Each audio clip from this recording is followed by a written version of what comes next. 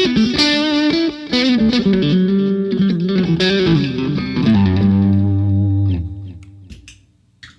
guys, this is Brent from String Dreaming, and today we're going to be talking about the major scale.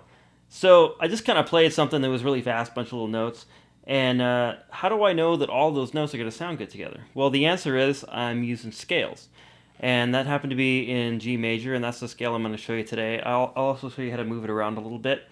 I'm not going to show you how to go like the entire fretboard. That's for a more advanced lesson. But today, all I want to do is just show you sort of the basic first position version of that scale,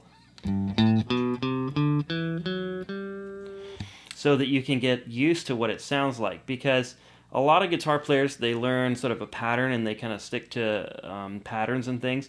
I'm kind of thinking in patterns as I'm playing, but for the most part, what you want to do is you want to get away from patterns and you want to be thinking more about the quality of each note and what it's going to sound like. And the only way to do that really is to really get used to what the different scales sound like: major, minor, pentatonic, blues scales, synthetic scales, modes, the whole thing, and kind of know what the color is, so that you know, as you're playing, you don't have to necessarily think in terms of patterns, but it's more coming from you, from your heart, from your soul, from your mind, as opposed to from just sort of, I know some patterns and I can kind of just go nuts. But anyways, the first step in that is just learning the first position major scale. So here we go. I'm going to go ahead and zoom in.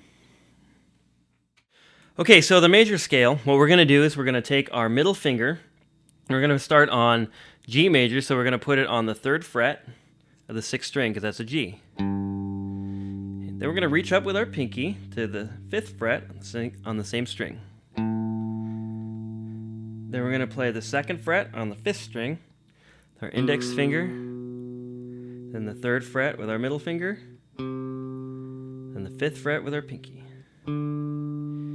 On the 4th string, we're going to play the 2nd fret with our index finger. We're going to play the 4th fret with our ring finger.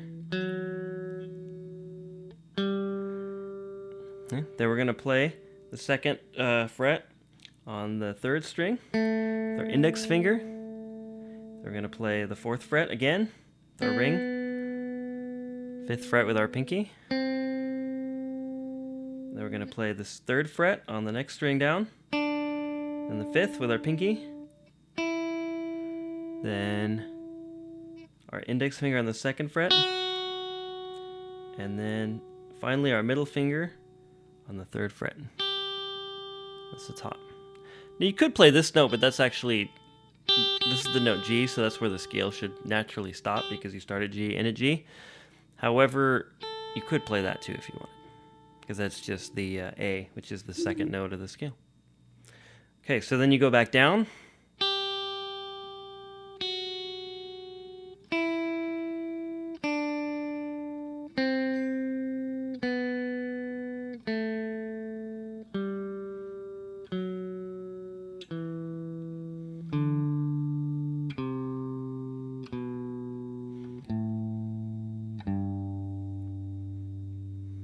And there's your major scale.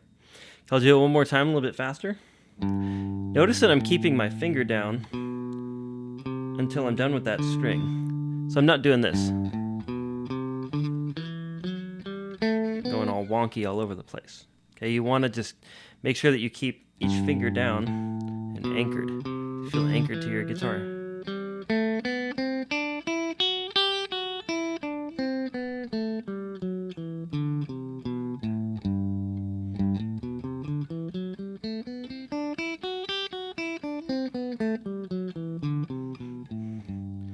That's our G major scale. Now you can take this this scale form, and move it anywhere you want to get a different scale. So for example, if I wanted to play an A major scale, I could start, instead of on the note G, I could move my guitar over and start on the note A and play it here.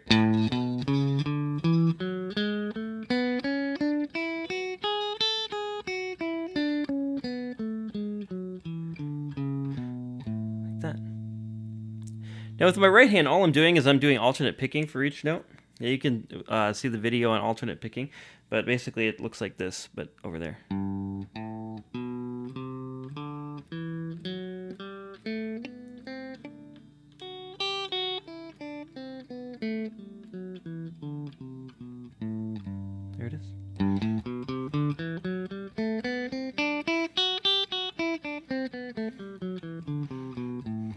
Okay. In more advanced lessons, what we're going to be doing is we're going to be taking that same scale and moving it down the fretboard some, so as to create an entire map of the fretboard. So you can go, you can also go like that. You can go like that. Okay, so you can find every single note in that scale all along the fretboard. But for now, just start with this and get used to playing scales and get used to keeping your fingers down.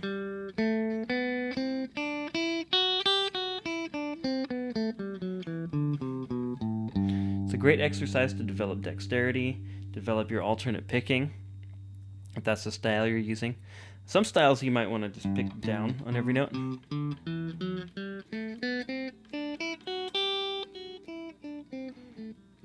But I recommend alternate picking.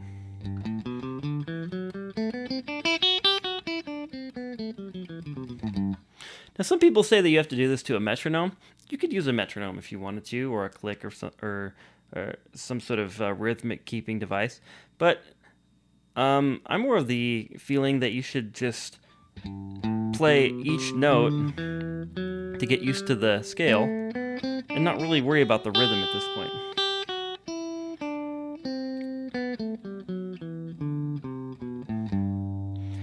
Because what you want to do is you want to become accustomed to the pattern, and so accustomed to the pattern that it becomes part of your hand, and not only a part of your hand, but a part of your ear and a part of who you are as a musician, and being able to sort of feel the major scale and feel the color of that scale, no matter where you are or what note you start from. So what I'm saying from that is you're learning the pattern now and memorizing that pattern, but eventually what you want to do is you want to not worry about patterns anymore.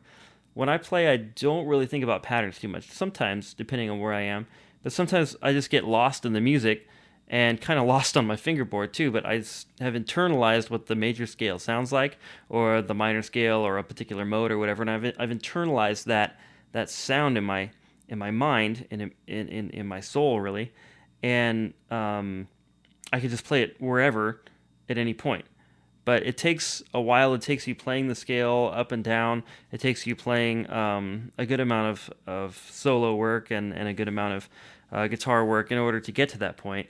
And the way that you get there is by sort of starting with these patterns. So these patterns are a great starting place.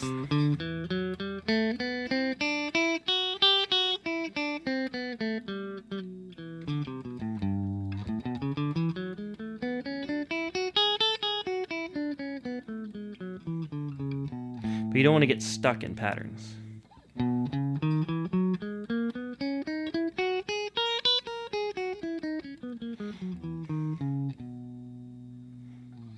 Okay, it's the major scale.